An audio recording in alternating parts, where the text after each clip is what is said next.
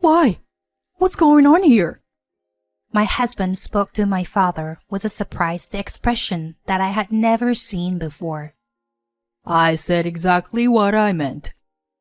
And as if for you, Mike, it's time for you to leave the company.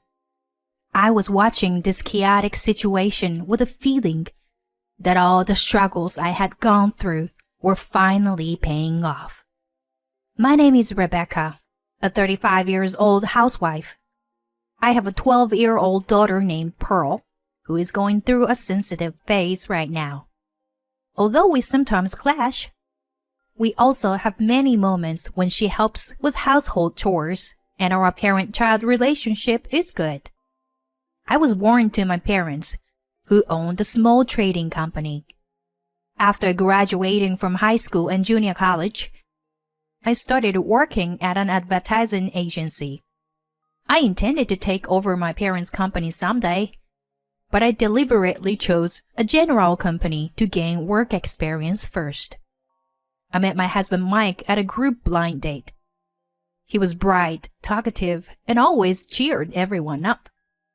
I was rather shy and was attracted to his charm that I didn't have. Moreover, he was highly educated, graduated from a famous university, and was an elite businessman at a famous company at that time. I was swept off my feet by his intense approach, and we got married without any trouble. After we got married, he became the executive officer to take over my father's company, and I supported our family at home. The company was doing well, and he was expected to become the president eventually. However, things changed around the time when our daughter Pearl was born. It was my first time raising a child. I was busy taking care of her day and night. The days without sleep continued when she started to cry at night. My husband was cold to me as I struggled every day to take care of my daughter, with dark circles under my eyes. What's with that horrible look on your face? You were already finished as a woman. One day, I became furious at my husband's heartless remark, and we got into an argument. You could at least participate a little. You don't help at all. Just saying you have work every day. That's because I'm being used by someone's father, isn't it? Don't blame others, you fatso. I was about to throw the ball I had in my hand at my husband, but I snapped out of it when Pearl started crying. After this argument, my relationship with my husband became increasingly strained. Instead of helping with household chores and childcare, he started leaving the house for work more and more often. I had a vague feeling that it wasn't really work he was going to. The reason I didn't divorce him at the time was solely for my daughter's sake. I also didn't want to worry my parents. When my husband was at home, he always locked himself in his room and never came out. In addition, he started harassing me at some point. Here, this is the monthly living expenses. My husband handed me only $600 and said calmly with a mean smile in response to my angry reaction. What? You expect me to live on this for a month? You're not working, so try to manage with this. With a child, we couldn't even cover our food expenses with just this much. I managed to get by with the savings I had accumulated during my single days. Such situations continued frequently, but my husband was only good on the surface. He always acted like a good employee and husband in front of my parents and other colleagues. One day, at my wit's end, I tried to talk to my parents about my husband, but he always showed a kind and reliable side in front of them, so they didn't believe me. In fact, they ended up scolding me, saying that maybe I wasn't trying hard enough. I struggled with housework and child rearing in isolation. By the time Pearl became an elementary school student, I started helping my parents' company. However, the work was extremely hard. My husband always went out saying he was on a business trip and left me alone to do his share of the work. I worked hard without complaining for my daughter's sake and to avoid worrying my parents. As time passed and Pearl became a middle school student, a small conflict arose in our home. Pearl had finally witnessed my husband's infidelity. I had already been disappointed in my husband for quite some time, and had noticed the presence of the other woman here and there. However, I couldn't be sure because of my concern for my daughter, and I had always let it go. But one day, Pearl saw her father walking with another woman in the shopping mall. When she came home, she immediately asked her father, "Dad, who is that person?"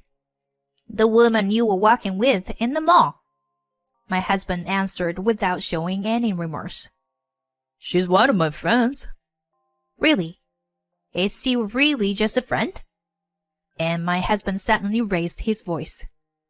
"If I say she is my friend, then she's my friend. Don't you interfere in adults' affairs." When my husband slammed his hand on the table, our daughter flinched.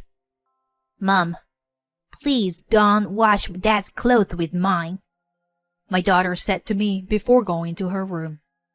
"I am going to be the president of this company. It's natural to have one or two women." I was dumbfounded by my husband's frank admission of infidelity. From that day on, the number of times I had to run the washing machines increased, even though I was already busy. In the midst of this, it was decided that the company's 20th anniversary events would be held. My husband continued to be absent from home, citing work. He even ordered me like this: "You're going to be in charge of this anniversary event. Got it? If you embarrass me, I won't tolerate it." He pushed all the responsibility for organizing the anniversary event onto me. My workload became even more difficult than before. Fortunately, the staff helped me, but I still had to work until late at night every day. One day, I finished work as usual and started doing housework. As I was about to sit down to eat dinner with my daughter, everything went blank. When I came to, I was lying in a hospital bed. My body had finally given out. My parents and my daughter and parents looked at me with concern. "Mom, are you okay? The doctor said it's overwork." "I can't get Dad on the phone. I've called him dozen times already." "I see. Maybe your dad must be busy." Just then, a phone call came in from my husband. "What are you slacking off for? What are you going to do if it affects the event?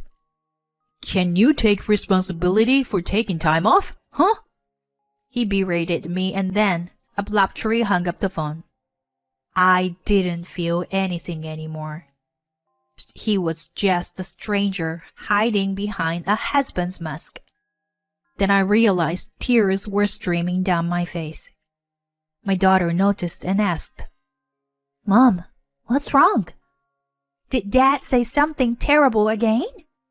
Seeing the worried look of me and my daughter, my parents asked, "Rebecca, what's going on?" I didn't feel the need to hide anything and told my parents everything that had been going on for years. That my husband has been neglecting our family, not doing his job, and being cruel to my daughter. And nobody understands my pain. My parents listened quietly until I finished. Then they apologized to me. "I'm sorry, Rebecca. I didn't realize you were suffering that much. Please tell us anything you need from now on, okay? We'll always be on your side," my father continued. "The event is also ready to go. We can leave the rest to the other stuff. I decided to take my parents' words, and at the same time, I made up my mind to settle things with my husband for his mistreatment of me. I hired a private detective, and evidence of my husband's infidelity was quickly found. Furthermore, it was revealed that his business trips, which he claimed were for work, were actually just an excuse. Through his patterns of behavior and receipts, we were able to gather a large amount of solid evidence. I also consulted a lawyer and made sure to understand the maximum amount of compensation I could receive. I planned to demand compensation for not only his affair, but also the damages he caused to his company with his fake business trips. I showed all the evidence I had collected to my parents. After they were shocked, they became furious. He deserves to pay for what he's done. I decided to fight my husband for divorce, but my father told me something as the event was approaching next week. Rebecca, I understand that you want to divorce him as soon as possible. However, please bear with me a little. I have an idea. So, I decided to trust my father and leave it to him. The day of the anniversary event arrived. We welcomed many guests from various places, and it became a grand event. There was even the appearance of the mayor. In such a glamorous setting, my husband was very proud, even though he hadn't done anything himself. After the greetings were over, the reception-style dinner began. I was with my daughter at my parents' table. Then, my husband came over boldly and said to my father with great pride, "How do you like the party I organized?" "Ah, it's quite something.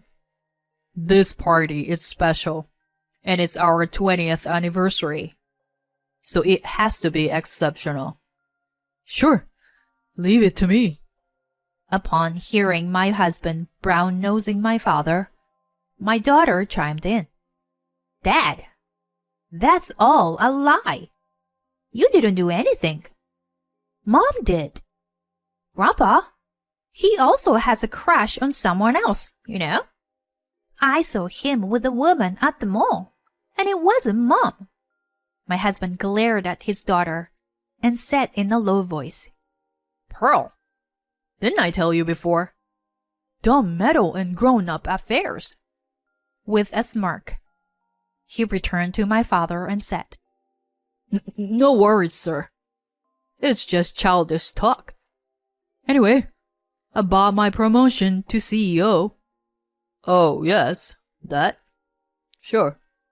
Wait for the announcement of the new personnel changes after this." My father, not to be outdone by his son-in-law, also had a creepy smile on his face.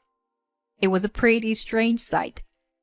And as the party entered its final phase, it was finally time for the announcement of the personnel changes by the current president, who happened to be my father, while my husband awaited the announcement with a glass of wine in hand, looking quite pleased with himself.